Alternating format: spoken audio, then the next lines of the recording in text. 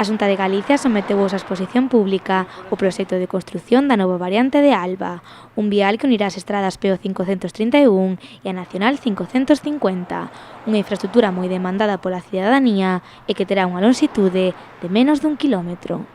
Quixemos conxugar tres obxectivos fundamentais: un mellor servicio aos usuarios, canalizando mellor o tráfico, máis seguridade viaria e tamén menos afección social e territorial e tamén ambiental no territorio.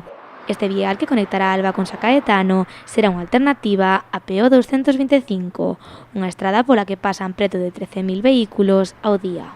A variante de Alba permitirá fundamentalmente sacar tráfico desta estrada PO 225, unha estrada que ten pasos estreitos, reducidas dimensións, estimamos, polos estudios feitos, que este 13.000 vehículos IMD que soporta a día de hoxe esta estrada autonómica, pois se reducirá nun 75% e, polo tanto, unha maior seguridade viaria para os veciños de Alba e, sobre todo, tamén eliminar ese tráfico pesado que moitas veces ten que circular polo centro polas grandes dimensións do tráfico pesado.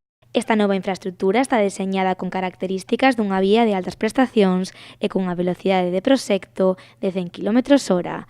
Nela haberá dúas calzadas, unha por sentido, que estarán separadas grazas a unha mediana de 2 metros. Nas obras está incluída a construción dun viaducto de 265 metros e de dúas glorietas que estarán situadas en cada un dos extremos do vial, é dicir, en Campañón na PO 531 e en Lérez na Nacional 550.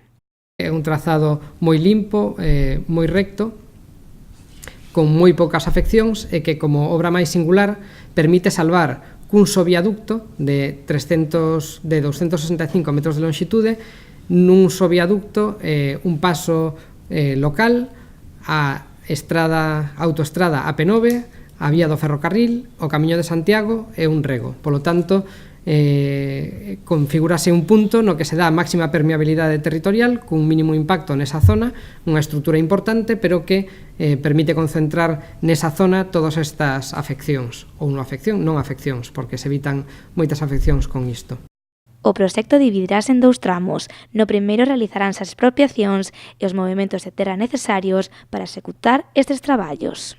No contrato que temos axudicado xa está previsto así, en primeira fase cunha soa calzada de 2 carrís, un carril por sentido, e que contará cun prazo de execución cando se execute esta primeira fase de 18 meses. A previsión é contar co proxecto constructivo redactado este mesmo ano, unha vez que remate o período de información pública do proxecto de trazado. E a expropiación se fará xa completa para coa previsión do futuro desdobramento.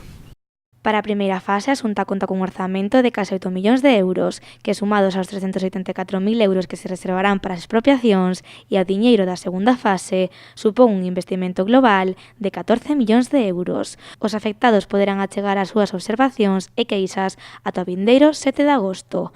A Consellería de Infraestructuras pretende licitar a construción desta nova variante de Alba a comezos de 2020, para que estea rematada de cara ao Xacobeo de 2021.